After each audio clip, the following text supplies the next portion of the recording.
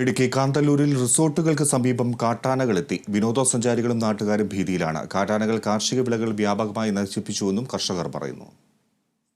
അതിർത്തി ഗ്രാമമായ കാന്തല്ലൂർ ഗ്രാമപഞ്ചായത്തിൽ കാട്ടാനശല്യം രൂക്ഷമാകുകയാണ്. പഞ്ചായത്തിന്റെ വിവിധ മേഖലകളിൽ കാട്ടാനകളുടെ സാന്നിധ്യമുണ്ട്.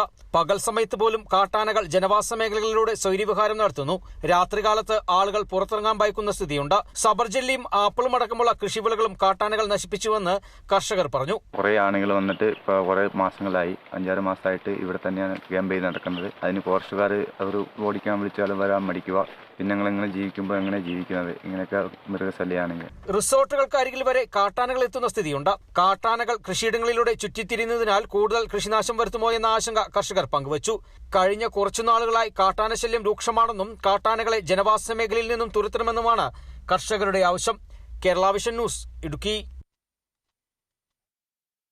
എറണാകുളം കോതമംഗലത്ത് കാട്ടാനക്കൂട്ടം ഇറങ്ങി. കോതമംഗലം കീരമ്പാറ പുന്നേക്കാട് ജനവാസ മേഖലയിലാണ് കാട്ടാനക്കൂട്ടം ഇറങ്ങിയത്. പ്രദേശത്ത് വ്യാപകമായി കൃഷി നശിപ്പിച്ചു. വളർത്തുമൃഗങ്ങളുടെ കൂടടക്കം കാട്ടാന നശിപ്പിച്ചു. കഴിഞ്ഞ ദിവസം പ്രദേശത്ത് കാട്ടാനക്കൂട്ടം ഇറങ്ങി ഭീതി പരത്തിയിരുന്നു.